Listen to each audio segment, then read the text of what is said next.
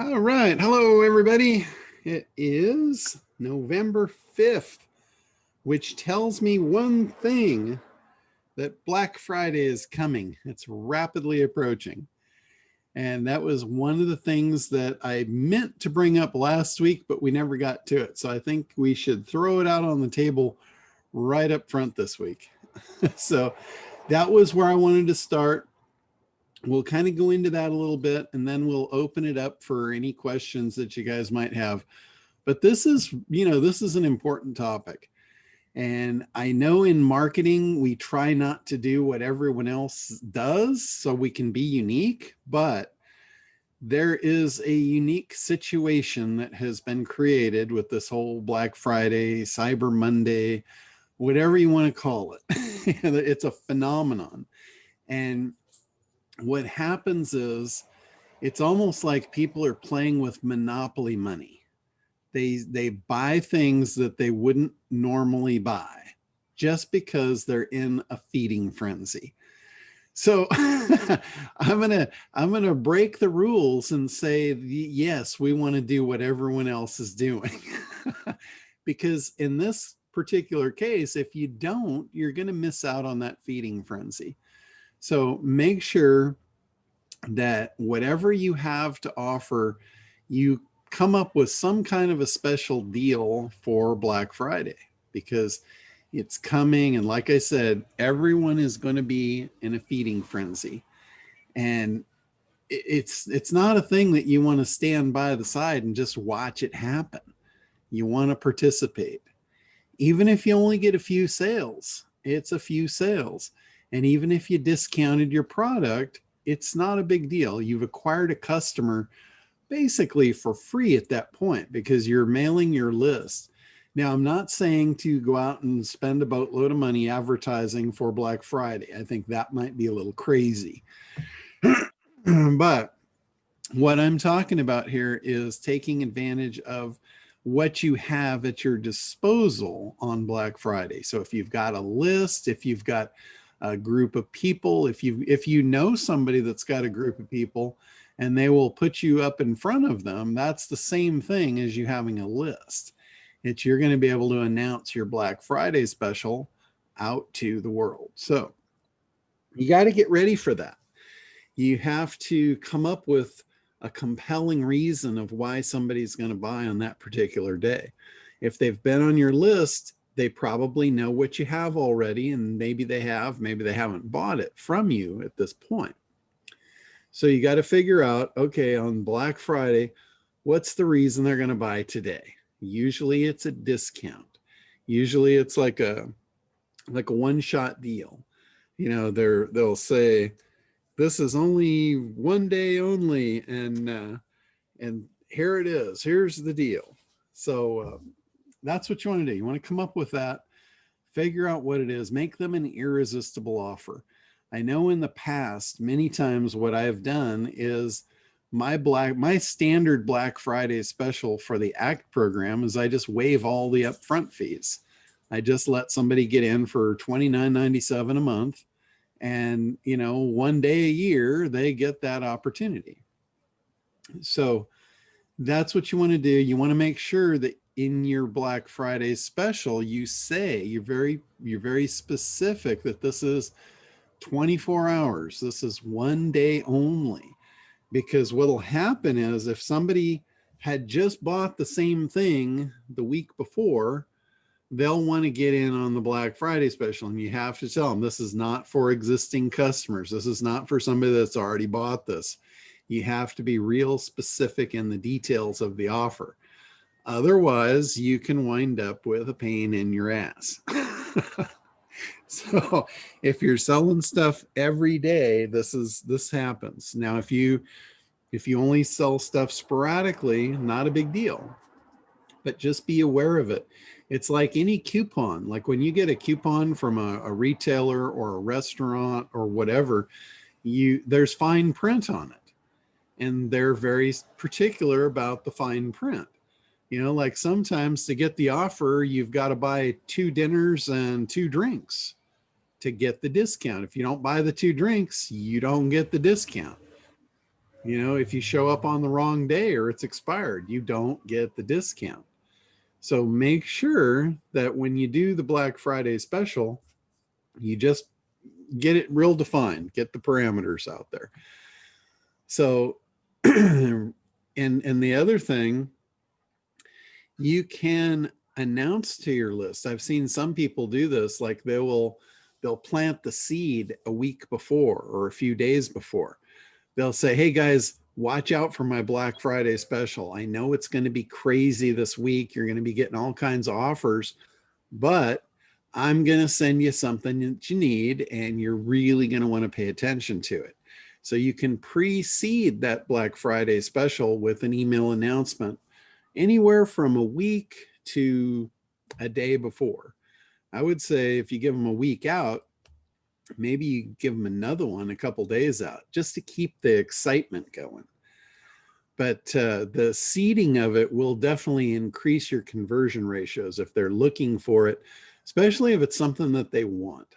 You know, a lot of times when you make an offer, let's say you run Facebook ads or whatever, and you're building a list, you will get a lot of people that are interested, or they were interested at one time and they didn't buy, and it was generally a money issue. You know, if you've eliminated all the reasonable objections, most times they didn't buy. It was just like, okay, you know, maybe it wasn't right for them right then. Doesn't mean they didn't want it, doesn't mean they don't want it in the future. If you've got something that will help them, it's just a matter of timing. That's why you got to keep the touch points up. But here's a unique situation. If they wanted it and it was money, here's your perfect opportunity to convert them to customers on Black Friday. Because you can, you know, you just throw it out there and say, look, guys, this is only going to come around once this year. I don't know if I'm doing it next year. You know, you put all this, wrap it with all the scarcity and lay it out there. I bet you will get people that will pick it up. It's almost a sure thing. I have picked up clients every time I've done it. Some years I get lazy. Some years I just, you know, don't have my eye on the ball. But every time I've done it, I have swept through my list and I've picked up new customers. Another thing you can do, you can reactivate old customers. If you've got memberships, this is a good way to pull them back. A lot of people drop out of memberships, not because they really wanted to drop out. Sometimes their credit card just expired. They weren't paying attention. You know, they drop off. And what happens is, yeah, they lose access, but you lose that income. And the deal is, they didn't really want to drop off. They just, you know, it was just something outside their control. So here's another way to bring it back around in front of them and say, hey, you know, if your membership has expired, and you should know that if any of you are using Kartra, you'll know this. You can filter these people out and you can send them a special email message. And I will do this. This is a trick I've told you guys many times in the past, but this is a way that I get people to reactivate memberships that are expired, not on a Black Friday, just throughout the year. Every once in a while, I'll get some really exciting news, like from the SEO world or the conversion world or whatever, and it's very noteworthy. And what I do is I send out my normal email, like my email that invites you guys onto this call. I'll send it out, but I'll put special notice on it, or I'll put something special in the title so it really jumps out that, hey, something special about this call. This is different. And I put the excitement in there. Hey, you guys really want to tune in on this particular call because, and then blah, blah, blah, blah, blah. I go into all of the stuff I'm going to cover, and it just makes you want to show up on that call. Now, rather than just sending it out, here's the trick to it. Rather than just sending it out to everybody on that's paying, I will actually send it out to my entire list as though it's an accident, inviting them to the call, knowing they don't have access. And I have the link on there that, hey, click the link to find out the time, and you definitely want to be here. You don't have to register. I know you're already a member. And then after that, I say, oh, and by the way, if you click the link and your membership is expired, here's a special link to get back in without paying the upfront fees. It's a reactivation link. And every time I've done that, I've picked up at least a few members that had dropped off. Every time. I don't think I've ever done that when it wasn't somewhat successful. Now, keep in mind, I don't have a huge list. I'm not dealing with, thousands of people, but it works. If I've got a few hundred and I pick up a few, that's 1%. So that's, increasing your membership income by 1% can be pretty significant to some of you because it's pure profit. If you're running a membership, every member paying is pure profit. After your baseline is covered, everyone else you add in, again, pure profit. So adding percentage points to your profit can be a really good thing. So anyway, I would really encourage you all to think about what you've got, think about who you have access to, and what you could do for a Black Friday special. For guys like Woody, he's selling houses. It's kind of hard to throw a Black Friday special out on a house. But, for most of us, we've got something of value that we can, have somewhat of a fire sale one day a year just to generate new revenue. The biggest thing about it, though, there is a fundamental change when somebody goes from a prospect to a paying customer. It's much easier now for you to upgrade them. Let's say you give them a fire sale on something, now you've changed the relationship. Now they're a customer. They're going to be much more open to taking you up on future offers. Like if you do consulting, you can bring them in on some other kind of a thing, maybe a membership, maybe it's an analysis. If you're doing business services, maybe it's an analysis of their books. Maybe it's an analysis of their website. Whatever it is, if you can charge for it, even $1, you've changed the relationship. Like let's say, you might even do free consults. You might do free analysis. You might do that for just about anything. All you have to do is just put a price on it. Say this is analysis normally costs $99. On Black Friday, if you want to sign up, I'll do it for you for $1. Now you've changed the relationship. They've paid $1. I guarantee you when you do that analysis and they've paid you $1 already, they've already pulled out their wallet, the chances of them upgrading into a higher paid service just went through the roof.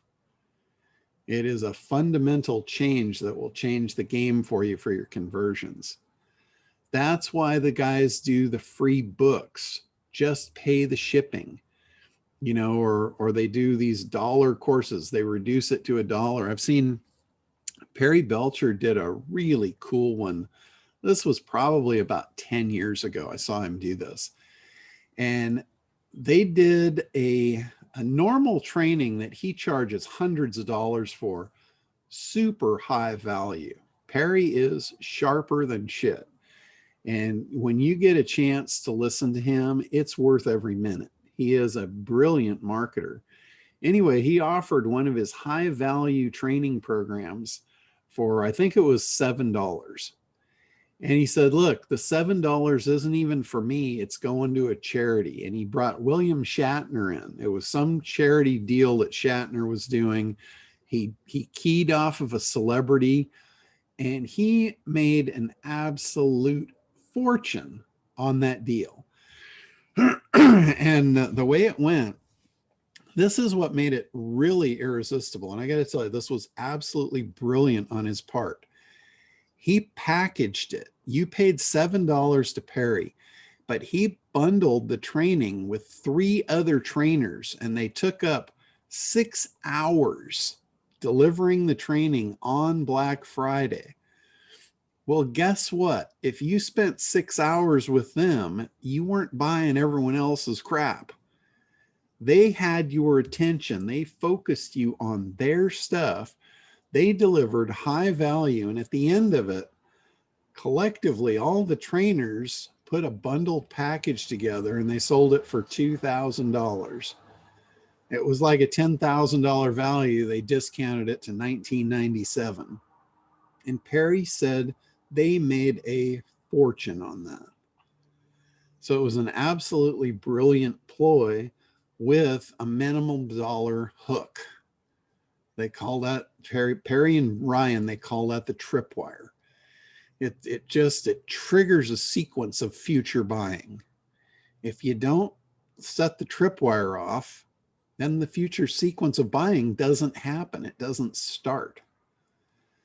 So when you think about your business, you always want to think about what's your low level offer that you can make to get somebody into your fold. Once you get them into the fold, it's just a matter of providing value. The more value you can provide, the more money you can make. And for me, I love to provide value in mass. And what I mean by that is it's the whole conversation of one-to-one versus one-to-many. I've got, a handful of people I work with one-on-one, and I love it. I like to do that on a very limited basis. I would not want to do that with 100 people. I can assure you that would kill me. I mean, it's just not something in my wheelhouse. It's not my repertoire. But I can do it with a very limited amount of people, and I like it. But I like it in that scale. Now, obviously, I want to make a lot more money than working with just this handful of people, right? So I scale it up by doing the one-to-many. I do trainings. I do, seminars. I do memberships. I do software, recurring SaaS software. So that's how I scale up my income without scaling up my efforts. The more people that are in any of those programs, and the more opportunities, the more things I have to offer them at high value, the more I'll make. The more I promote it, the more people I put into my list, the more times I get to introduce them to tripwires. So a couple of weeks ago, or maybe a month ago or so, we talked about what I usually do at the year end is I have a conversation with you guys about looking back, analyzing what happened in the last year and how you're going to move it, how you're going to double it moving forward. And it's really easy to double. When you look back at what you did and you look at what worked, what didn't work, how many people you got on your list, how many promotions you did, and all of that stuff, there's a couple of key things that you have to double that take minimal amount of time, minimal amount of effort. And you can literally double your business in a year. And you can do that every year. You literally can do it every year. And that's one of the things is looking at all the stuff that's at your disposal. Looking at, okay, I made X amount of dollars from affiliate offers. Now, the same people that bought those affiliate offers, would they buy another one if you found one of high value to them? Of course they would. So you just doubled right there. You doubled that section of your income. It's just that easy. But you got to get them through the tripwire. You got to get them buying from you. You don't want just a huge list. I know a lot of guys that have a massive list. They don't make any money. They haven't converted the list. It's not about the size of the list. It's about your engagement with the list. I know a guy, he's got close to 1.5 million people on his list, and he makes about a third of what I make with my list of about 10,000. Doesn't make sense, does it? But the difference is I have engaged my list on a very regular basis with good stuff, things that they want, not just selling them everything that comes along. You get these marketers, they're very aggressive. They build massive lists, but then they just clobber the person on the list 3 times a week with an offer. Well, eventually you go banner blind of that. Like Frank Kern's a perfect example. I just love the way that guy works. He is a marketing machine, but he sells the same crap over and over and over. He just keeps repackaging it into the same thing. And he just inundates his lists with the same offer over and over and over. And you know, it's all basic stuff. What he's selling, he's not selling anything earth-shattering. It's all basic stuff. Like if you look at his one of his first products that he really got successful with was called Mass Control. And when you look at what's in the box, it was basically how to send email. It was 4 modules, 4 key components of how you send email and make money with it. It was basically how to make an offer and send it out through email. That's all it was. That's what Mass Control was. Now, he said when he sold that, he sold the program for $2,000 and he sold 1,000 copies of it. So if you do the math, that's $2 million. Basically had $2 million worth of inventory on the shelf, and he sold it out 20 minutes. The way he did that was he did like a 2 or 3 week sequence prior to that, teasing you and telling you what was coming and what it was going to do for you. He didn't talk about what it was. Not once did he mention what it was. All he talked about was what it was going to do for you and how you couldn't live without it. Never even discussed the price. You didn't know the price until the thing went live. The day it went live, he revealed the price. Now you were to believe this was going to be like $10,000 with all of the lead up to it. He had me thinking, yeah, this is going to be 10 grand and I can't afford not to do it. I mean, and it was funny because the day that it released, I had an appointment off site, you know, and I literally could not be at a computer when it launched, and I knew it was going to sell out. So before I left the house, I gave Barb my credit card and I said, look, this thing's going live at 11. I need you in this seat clicking this button at 11 o'clock when it goes live. You buy this thing. I said, I don't care how much it costs. When it goes live, you're going to use this credit card and you're going to buy this thing. And she did. And luckily she did, because when I got home, it was sold out. It sold out in 20 minutes. $2 million in sales in 20 minutes from an email sequence. And basically, Mass Control was just him showing you how he did it.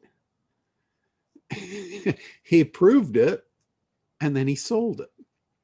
And one of his promises was, he said, this is all, there's only 1,000 of these, and this will never be sold again. You are going to be one of 1,000 people that holds the keys to the kingdom here, and no one else is ever going to get this information, right? That was one of his scarcity things. And I got to tell you, when he sold it, he quickly ran out of money. You know, he got the $2 million. Half of it went out to affiliates, I'm sure. So he had $1 million. Taxes probably took another big chunk. And with his lifestyle, you know, $1 million doesn't go very long with Frank's lifestyle. He spends money like it's water. So very soon after, obviously he was out of money because he had Mass Control too. And those of us that spent the money on Mass Control 1, we were pretty pissed. We're like, hey, dude, this was never supposed to go out. We were supposed to be the only ones that ever got access to this. So to soothe our nerves, he said, look, here's what I'm going to do. I'm going to give you all Mass Control 2 for free. So we're like, oh, okay, cool.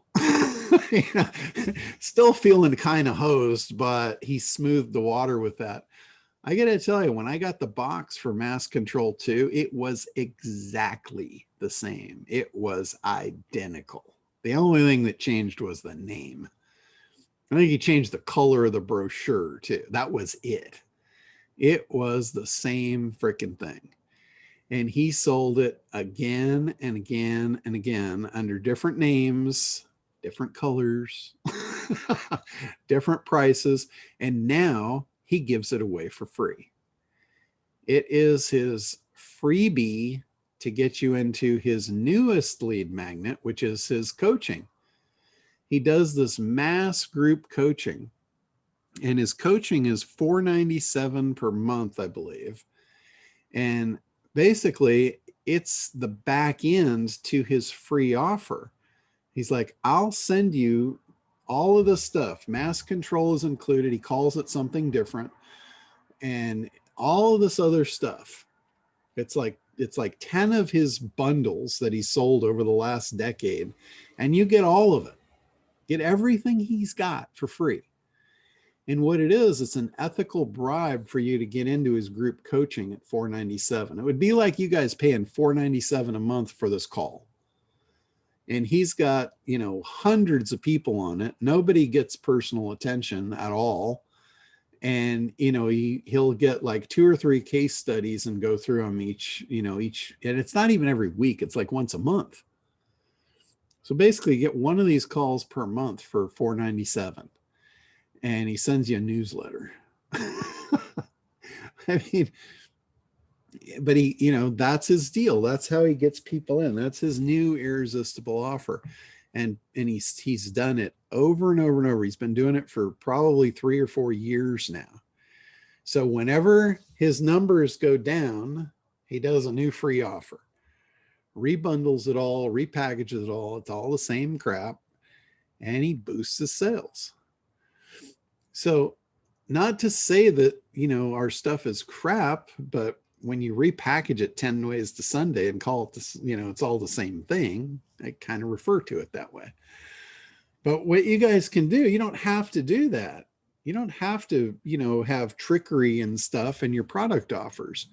If it works, why not just call it what it is and say, hey, this thing's been working for years. I'm doing a special offer on it, and not try and put a new label on it. Use it over and over and over to boost your sales, acquire new customers, grow your base, grow your customer base. Use some of the stuff as lead magnets. If you give somebody a sliver of something good, what does it make them want? It makes them want more. It's like giving a monster a cookie. What's he going to want? He's going to want some milk. So don't be afraid to give him a sliver. Take a module out, take a piece out that's really good. And it's what Ryan Dice calls very useful, but incomplete. It's like it whets their appetite. It gives them that thing of, it gives them hope is what it does. It gives them hope that they can really get what they wanted, which, most people in business, they want more sales. No matter how you slice it, they need more money coming in. So if what you have at all leads to that, it's pretty easy to give them a piece, take them right to the edge, and they need that other piece to actually make it fly. So, and even back to Frank, he talks about that in Mass Control. He's done this with me like 3 times. I've bought 3 different products from him. All of them are a couple grand each. And every time I get the product, I am very dissatisfied. I'm very let down. The wind comes out of my sails when I find out that 95% of what's in the program, he already gave me for free. I'm paying the $2 grand for the last 5%, which logically I could have figured out on my own pretty easily.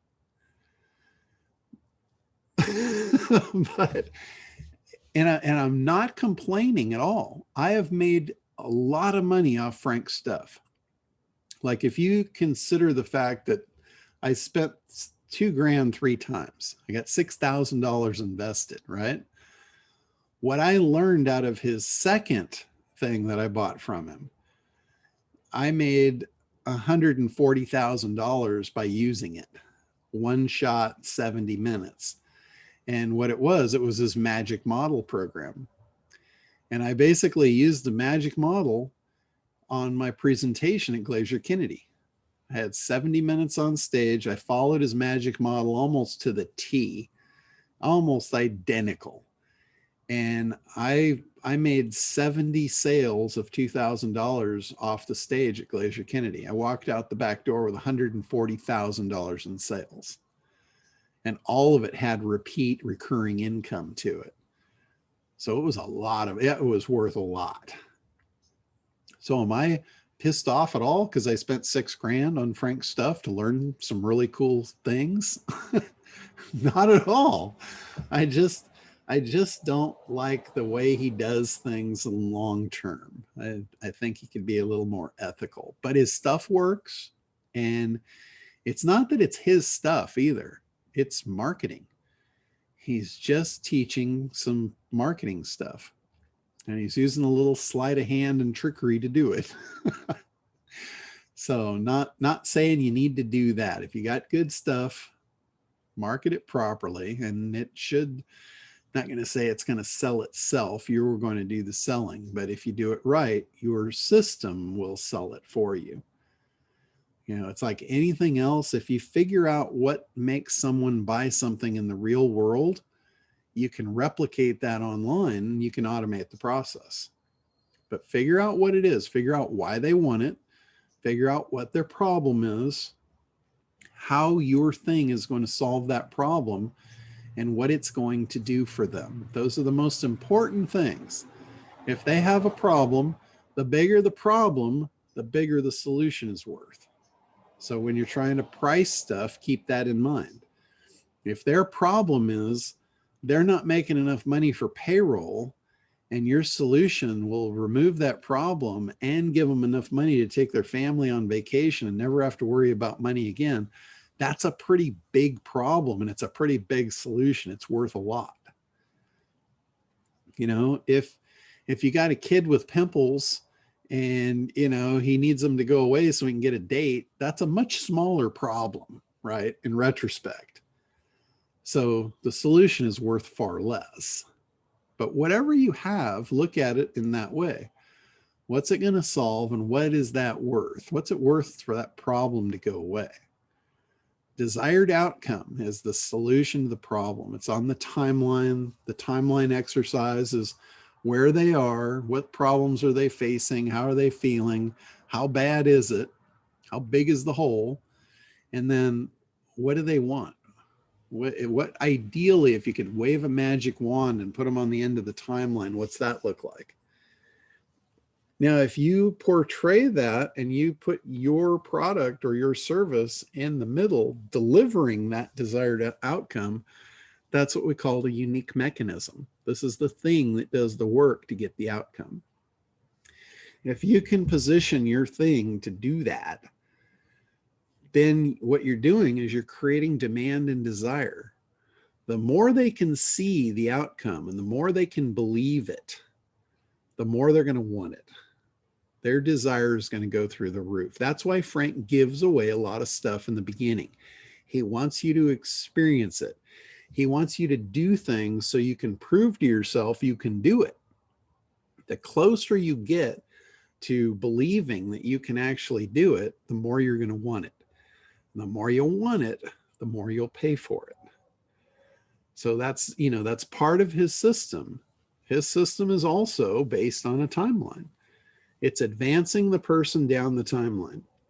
So when he gives away 95% of his course for free in the marketing, you've gone 95% of the way to what you want. How high is your demand and desire to take the final step and actually get it? It's through the roof. The closer you get them, the more apt they'll be to buy, and the more apt they'll be to pay more for it. It's when you get lazy, and I'm notorious at this, you skip that stuff and life is harder. It's harder to get somebody to buy if you don't take those steps. You're making an offer too soon before you've created the demand and desire, and you get a lot of no's. You get a lot of rejection. Frank gets very minimal rejection because he follows that process, and I am sure he's got a bunch of people doing all the work for him. I don't think he's doing the work himself. He's doing probably the mind work, but he's got a bunch of minions, you know, putting it all together for him and you know, doing the leg work. And it works. It just works so well. Like I know damn well Frank's not putting those funnels together. I know damn well he's not coding pages. I've sat with him and talked to him. I can tell you right now for sure he's not doing that stuff. He's got people behind the scenes doing all that stuff for him. So, you know, that's the thing. The more in depth you take the process, the more likely you'll be to convert. And as you know, the more you convert, the more customers you have, the more opportunities you have to sell. You don't have to sell them a big thing on the front end. What you need is that whole flywheel principle. Like when they buy this, it creates the demand for the next thing. And you're right there with it. You're right there for them. Even if it's not your stuff, you don't have to develop a bunch of products to be really successful. What you need is you need a lead-in offer. The success of your lead-in offer and the way that you package what happens next is going to determine how much money you make. So basically what that means is it's back to the timeline. What happens when you take someone to the end of the timeline and the timeline is now fulfilled? They got what they wanted. Now what? Does the timeline just vanish into thin air? No, it magically starts over. Because as human beings, we are never happy. Whatever we have, we always want more. You know, like if you told me that you wanted $1 million and I handed it to you, and I'd say, now what do you want? 2? Or, you know, you're never going to be happy. None of us are. We're humans. We always want more. We want to be better. That's just part of our being. We always want more. We have a thirst for life. We have a hunger for more of whatever it is. And that means when we get it, whatever it was, timeline delivered, now the next timeline starts.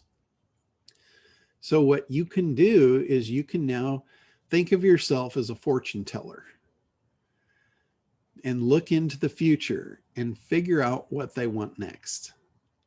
Like, for example, if your product is weight loss, you're going to deliver the result, right? They're going to lose the weight. They're going to be a different person.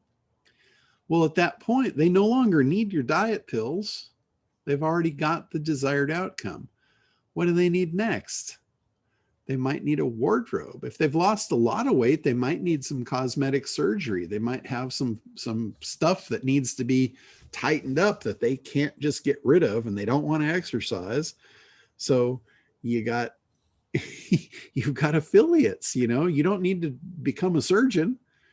You just need to find one that pays commissions and hand them customers. That's it. Be a fortune teller. Figure out what's in their future, what's going to be next.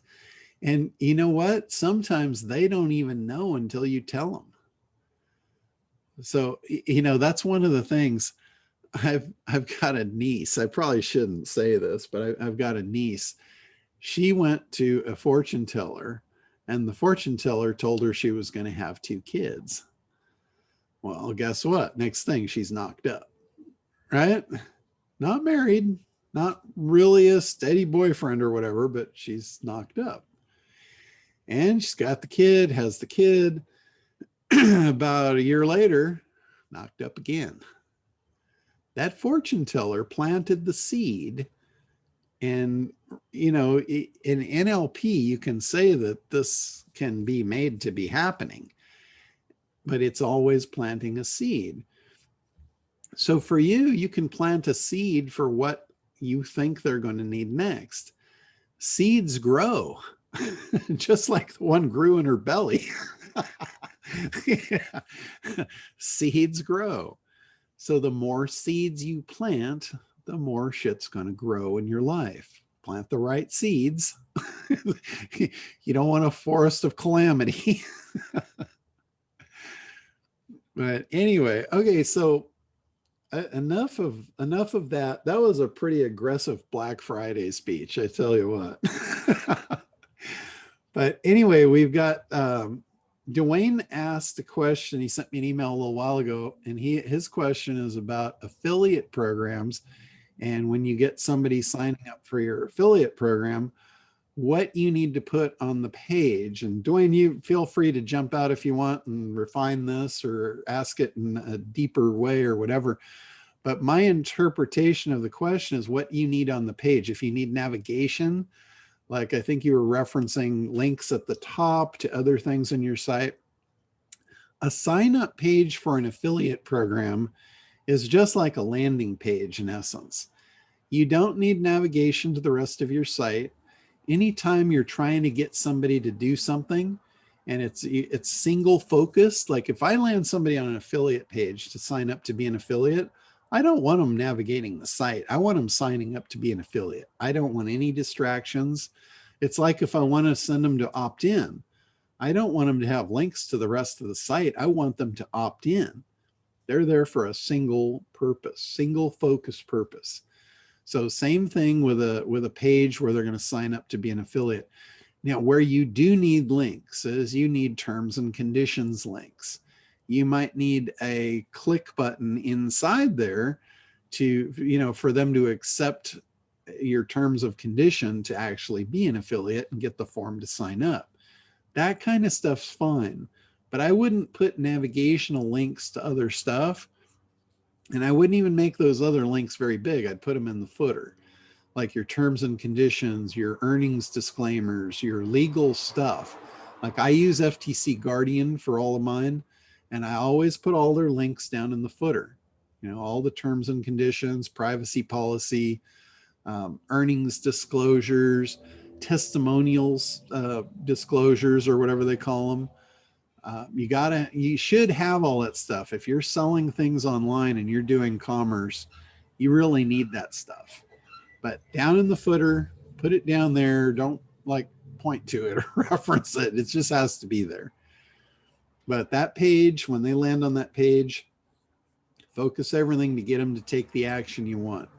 And put the button for them to be able to do it in multiple places. Like if you look at my affiliate page, if you go onto my internetdominators.com site, down in the footer is my link to become an affiliate. If you look at that page, right at the top is the button to sign up to be an affiliate. If you don't click it, you start scrolling, you'll see another section and another section, and then another opportunity to click it to become an affiliate. I think I've got 3 or 4 different buttons on there that all link to the same thing, just at different spots in there. Same thing for email. If you guys are sending email and you want somebody to take an action, if you've got a call to action in your email, you might want to put it in a couple of times. You might want to put it up very close to the top, because if you've got somebody that's hot and ready to go, don't torment them. Let them go. If they want something, give it to them. If they don't, if they need more information, hey, that's cool. Let them read. But give them those opportunities to take the action when they want to take the action. Don't force them. Don't try and jam the mouse through the mousetrap or the maze. Put the cheese over there and let him wander his course. He'll be much happier when he gets to the end. So same thing with your people, with whoever you're signing up. Believe it or not, a sign up for an affiliate program is a sale. Anytime you're asking somebody to do something, treat it as a sale. Show them why they want it. Give them the benefits. Their problem is they need to make more money, right? You've got the solution. You have a unique delivery mechanism to do that for them. So sell it that way. Tell them the benefits. Tell them how easy it is. Tell them all they have to do is click a button, pull up your mailing list. I've written the email for you already. All you got to do is paste it in, hit the button, you're going to make money. That's a lot more appealing than just, hey, sign up for my affiliate program. And that's what most people do. They just put, hey, do this. They don't tell you why. They're not marketing it. They're not selling it. Everything is a sale, whether there's money transacted or not. If you're asking somebody to do something, there's got to be value. It's like a balance beam. Whatever you're asking them to do has a value in their mind. Whatever you're giving them, whatever they get out of doing it, that has a value in their mind. It should be a lopsided value proposition. Whenever you make an offer, whether it's money or not, the value proposition has to be lopsided. Like they'd have to be crazy not to do this.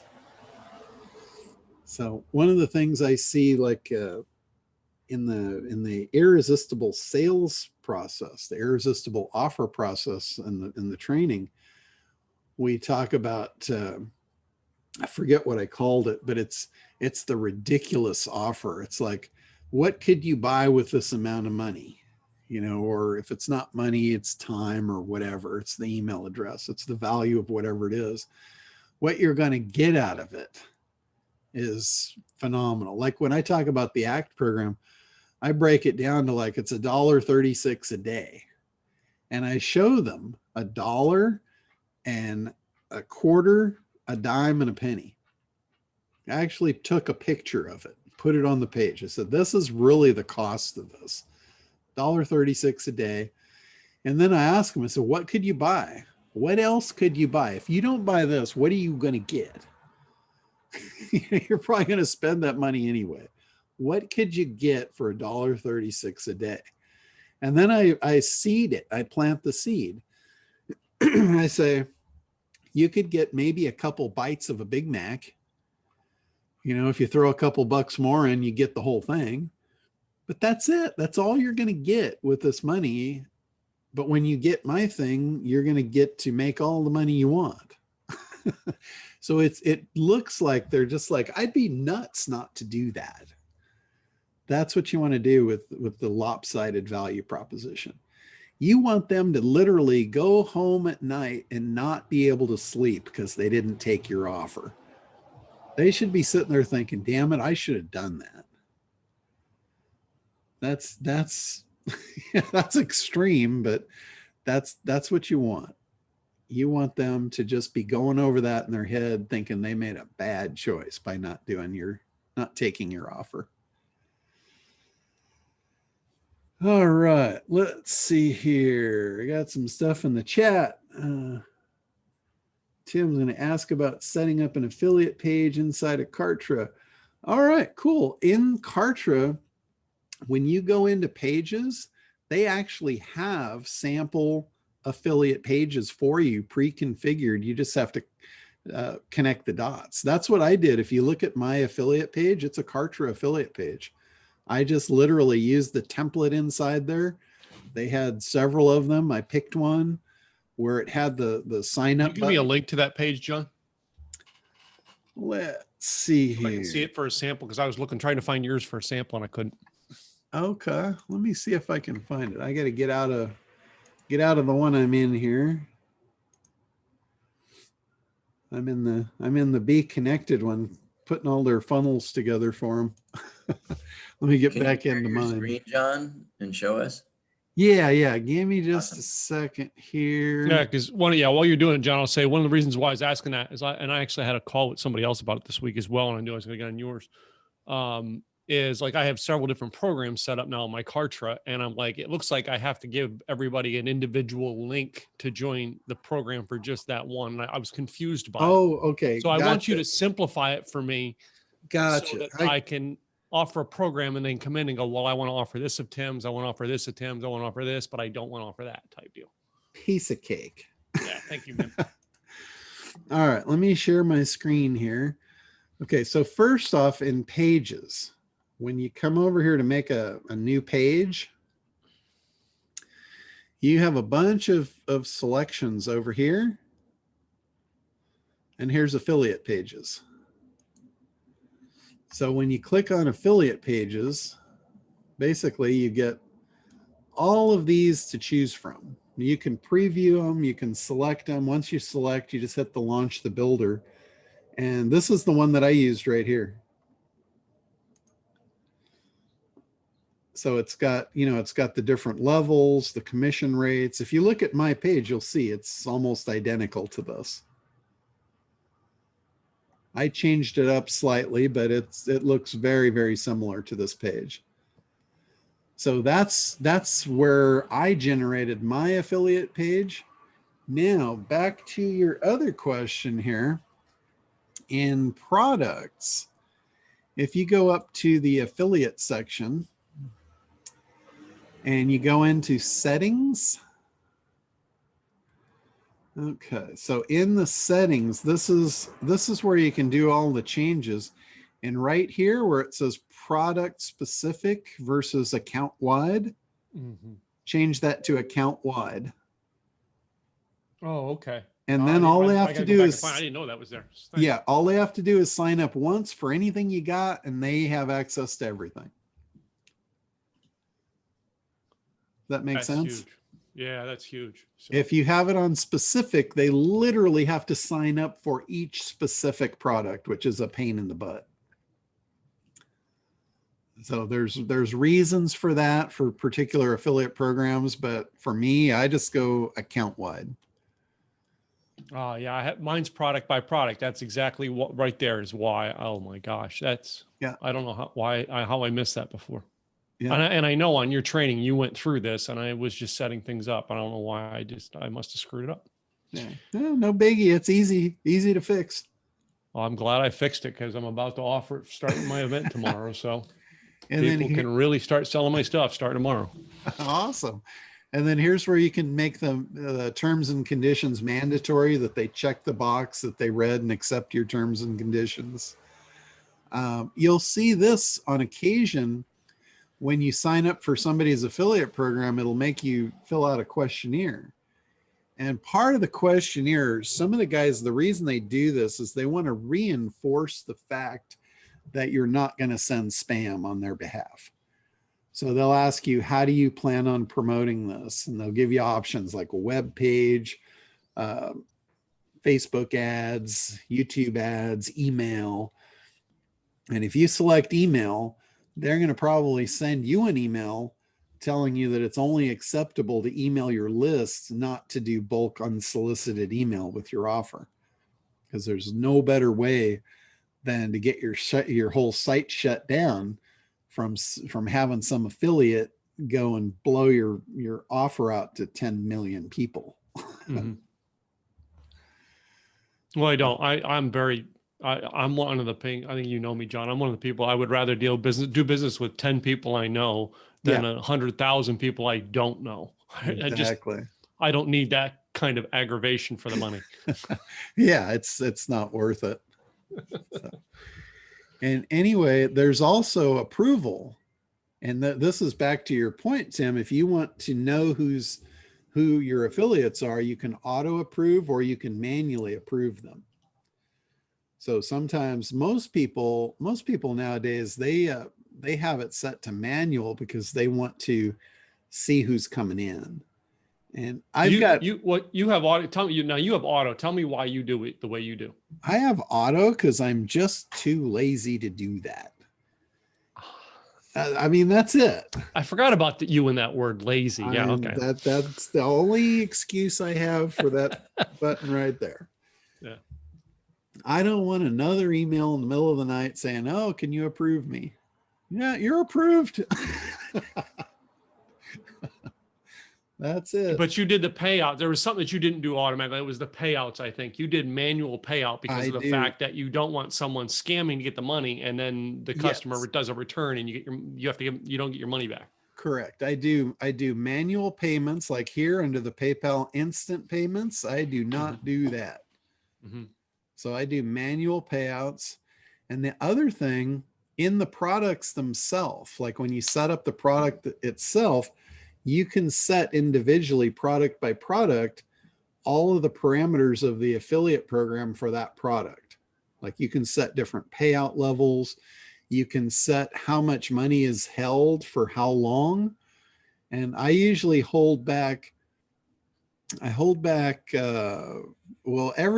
back 100% for 30 days. So no payouts are done within 30 days. And then in some cases, like if I have an affiliate that I know who it is and they're doing a big promo for me, I'll set up a special one just for them where I'll pay out 75% after 10 days. Mm. So that way I can get them a big chunk of money, keep them really happy, but I hold back 25% to cover any refunds or anything. Never been a problem. Anybody that I've done promotions with, live promotions, like they'll put me on and we'll do a webinar together. Never had any problem with any of those guys. You know, there's a few returns every once in a while. And you know, Perry, one of the things Perry Belcher says, he says, if you're not getting a 10% return rate, he said, you're not pushing hard enough. And, you know, I don't know if I believe in that or not. I don't like returns of, you know, of anything. I take that personally. If somebody returns something, I didn't do a good job somewhere. I dropped the ball. So I take responsibility for that. So I try to keep my returns extremely low. Like, you know, I'm not pushy when it comes to sales. I'll flat tell somebody, hey, if you're not sure, then, you know, this probably isn't for you. You know, the problem is when I do that, then it automatically makes them want to buy it even more. But it also lowers the return rate.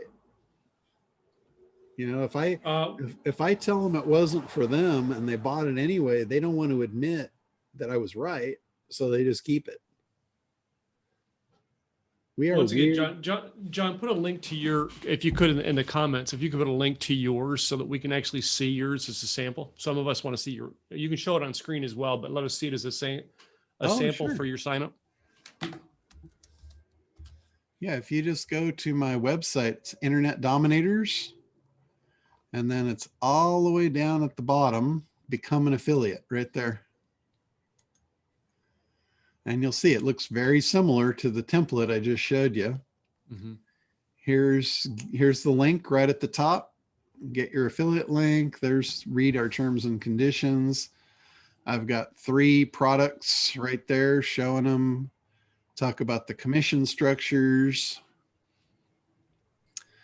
Here's the next product. There's testimonials. Here's the commission structures for that. Another sign up button. So let's say they want this product and not the other one. They can sign up here. Doesn't matter. They get access to all of them. It's the same button. Okay. And then here I've got our affiliate manager.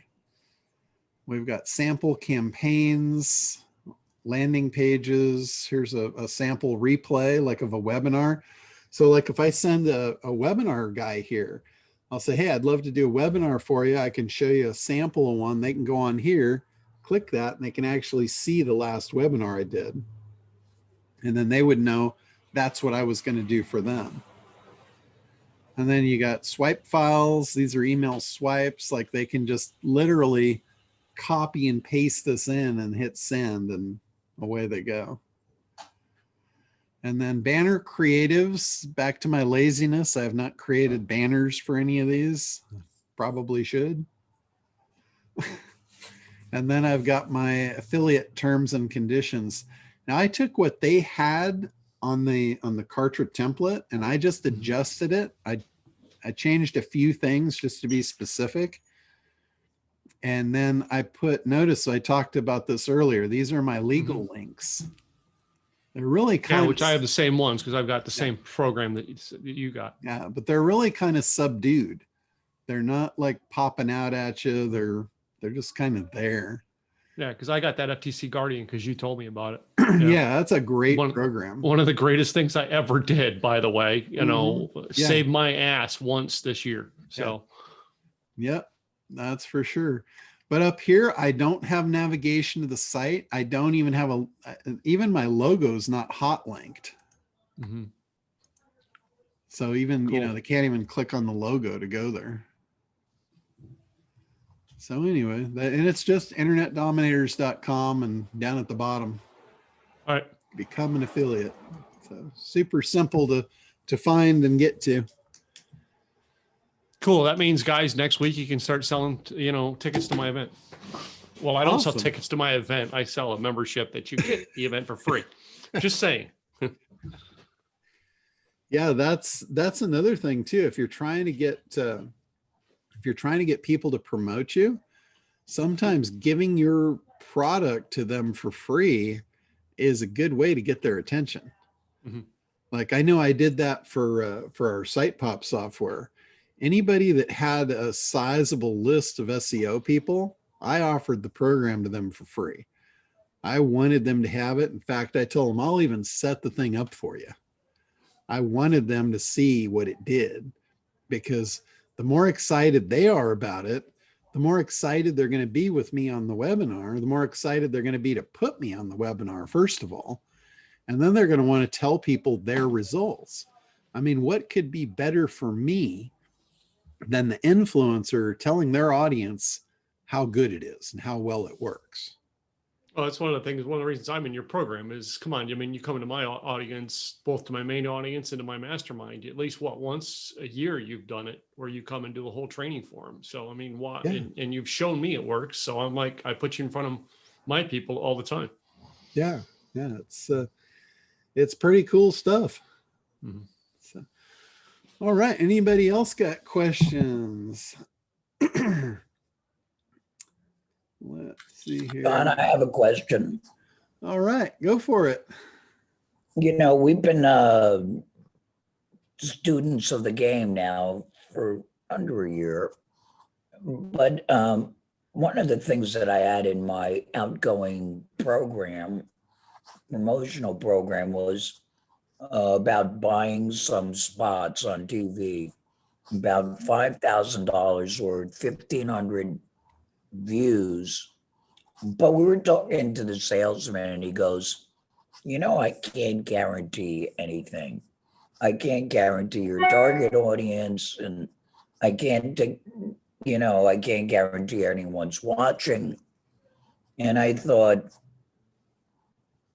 for $5,000, there's got to be a better thing to do with that money.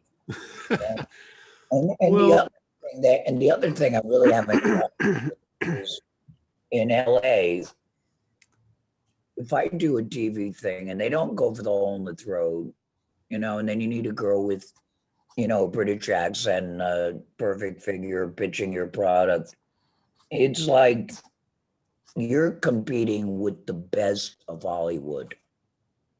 Not only, they go and look at Woody and then they go and look at Tom Hanks on Cinemax or whatever. I'm just really starting to second guess whether, that's the way to go. And, if you had that $5,000, what would you do, Big Daddy? Well, I can tell you one thing. Doesn't matter where you spend the $5,000, nobody is going to be able to guarantee any results. In advertising, I've never seen an advertiser guarantee results. They always, if they're good, they always paint a grim picture because they want you to be happy. So if you get better outcome than the grim picture they painted, then you're happy with them and you're likely to do it again. So that's kind of a standard thing. Now, when they say they can't guarantee that they're going to hit your target audience, I don't know that that's true, because if they're broadcasting, in that area, they're going to hit your target audience. I don't know why he would have said they can't guarantee that, because they can, they can target audiences very specifically geographically with those TV spots. So I'm not sure about that. Now, as far as what I would do, if I were to do it myself, I'd be very tempted to roll the dice and try the TV spot. I mean, especially if you've got other people that are doing that, that becomes a proven thing. Anytime that somebody has done anything for a long period of time, that means they're doing it for a reason. It's been working for them. Now, if you look and there's nobody advertising in that channel for what you're doing, then I'd be a little suspect. No, there is one guy that does trust and estate sales. Okay, well, So I thought, that's close to what Yeah. Woody does, but that ain't it. So that's a similar parallel, and they might. Well, you can call that guy up and ask him. Say, hey, I'm in real estate. I'm considering running one of these ads like you're running, and I'd just like to get your feedback on experience. What's your experience with this advertiser? How's it worked for you? Ask them. I'm sure they'll tell you because you're not competing with them. well, sort of. I'm sure if someone said to this guy, could you sell my house? He would say yes. So it's our business. Well, what you might, if that's the case, then you might want to pose it to him. Like, remember what I said? Everything is a sale. You're making a sale when you ask for something. So, what's the lopsided value proposition? You want to tell him, hey, I've got customers that could use your product. I would love to refer you. Yeah, that's great. Now, all of a sudden, he's going to kind of want to get close to you and say, oh, yeah, let's talk about that. What can I do for you? And that's a pretty simple thing. Hey, well, let me know. I'm considering running an ad on the same show that you're running. What's your experience been? That's a minimal ask, really, because you're not truly competing with him. I would take it that way. Now, on the other hand, you can do very pinpointed ads in a couple of the different channels like YouTube. You can do really, really specific ads with demographics and YouTube ads. So those same ads that the guy creates for you for your TV spot, you could run those on YouTube as well, probably a lot cheaper. And then you've got two test sources. You could probably run them on Facebook, but I don't know that I would do Facebook if it was my money and I was trying it for that. I think I would tend to go toward YouTube, because the difference is in Facebook, when you're running ads in Facebook, it's disruptive marketing. They're not on there looking for your ad. They're on there looking at their grandkids and seeing what their friends are doing and all of that. So your ad pops up and it's like, have you ever been at somebody's house when they're having a party and somebody shows up with a table and they break out Tupperware? That's kind of what you are. You're that guy showing up at the party. Interesting. And if you do that, you better be really good. You better have something that is like lively and gets their attention, but you have to be disruptive. The difference now with YouTube, if we talk about YouTube, if somebody's on YouTube and they're looking for something, that's a pretty good place for you to show up.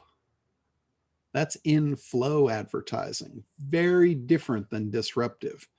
You don't have to be as good when you're in-flow marketing. You can do a poor job of marketing if it's in flow and it'll still work. You do a poor job at disruptive marketing and you're going to get nothing. That's kind of the differentiator there.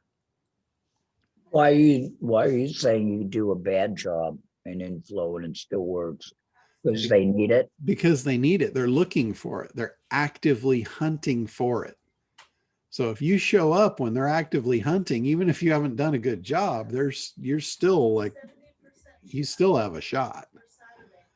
Whereas if you do a bad job and you're showing up as the Tupperware guy at the party, it ain't happening. They're going to send you packing. In fact, you'll probably get complaints. You literally can get complaints when you run ads on things like Facebook. They look at all that stuff too. They look at engagement. If you're upsetting people or whatever with your ads, they start charging you a lot more money. So, or if people ignore it, they charge you more money. What do you think of like having different production values? Like I am going up against Hollywood ads. Yeah, And You it's know, more, one of the things that we were mulling over was a second person testimonial. Oh, yeah. Oh, you're going to do that? Oh, use Woody. You know, the guy really took all the worry out of it. And well, here's the way I look at that. And I might be totally wrong, but I don't think so. But let's just say that I could be totally wrong. You might disagree, whatever, but here's the way I look at that. The message is far more important than the rapper. If you get the message right and you don't look like a Hollywood superstar, I think you'll be okay. If you have a Hollywood superstar that doesn't have the message right, I don't think things are going to fare very well for them.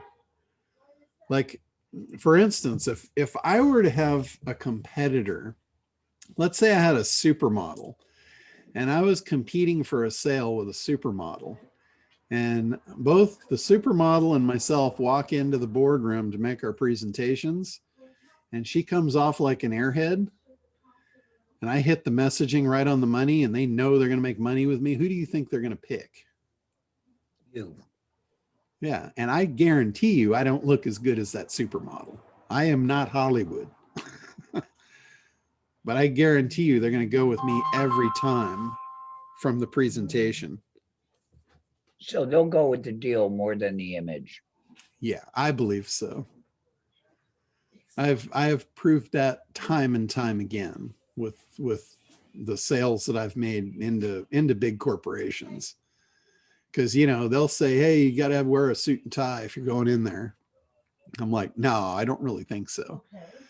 There might be only one time that I would need a tie, and that was if I was going to hang myself. And that ain't never going to happen. So there ain't no tie in my closet. That's me, man. I refuse to wear a tie. I refuse to wear dress pants. No. I mean, if they don't, Hey, Tim, just put regular pants on, Tim. Oh, Yeah. forget pants. I wear pajamas now. I mean, hell, I don't have to wear pants anymore. If they don't want me because of the way I look, that's their problem. That's their loss. That's it. So Someone's on mute. We're hearing their whole conversation. I don't know who it is. so. All right, guys. Well, anything else here? Anything else I can answer for you this week? All right. Well, hey guys, have a great week. Oh, one thing I wanted to mention too. I'm now starting to schedule for masterminds on the boat. So yeah, we will have masterminds on the water here very soon. I think we're going to start next Friday. We're going to do our first test one. So I'll let you guys know how that goes, and we'll see how it works, and I'll start opening the invites for you. Yay, that's awesome. Awesome, John. Hey, John, is your boat big enough where people don't get seasick on it? Yep, and it has stabilizers too, so it keeps it pretty flat. So does that mean the boat's a write-off? Oh, it has been since day one. You're doing some of them out of the Galveston coast in Texas, right? Not for a while. Well, I don't want to have to fly to California to get on the dang boat. I mean, come on. If I were to do that, I'd probably just buy one there. Why not? Maybe we'll partner on that one. There you go. There's a cool one actually there for sale right now. It's a sister ship to mine. Where's the Florida boat going to be stationed? Oh, probably. Nobody goes to Florida anymore. Come on. True, but he's gonna go one in Florida. So if he puts it in Tampa Bay, it's just across the Gulf to get to Texas. No, it would be on the outside. Okay, it'll be on the floor, Fort Lauderdale. All right, so Yeah. No, I'm going to partner with John on that. Yes, and we're gonna do a back and forth cruise mastermind from Texas to Florida. You know, what I mean, we pick you up in Florida, drop you off in Texas. I think, John, what do you think? You know, it's just about $10,000 a ride. What do you think per person? That would be awesome. Yeah, I think we could do that, John. Yeah, well, look up the boat. It's called Tico Time. Okay. It's for sale Oh. in Florida or in Texas there. It's pretty close to mine. How do you spell it? TICO time. Tico time. You can go on to Yacht World or any of the yacht brokers and you'll find it on there. So, all right, guys. Well, I'm going to go ahead and wrap her up for today, and we'll be back on regular time next week. So have a great week, and we will talk to you soon. All right, Bye. John. done. Bye.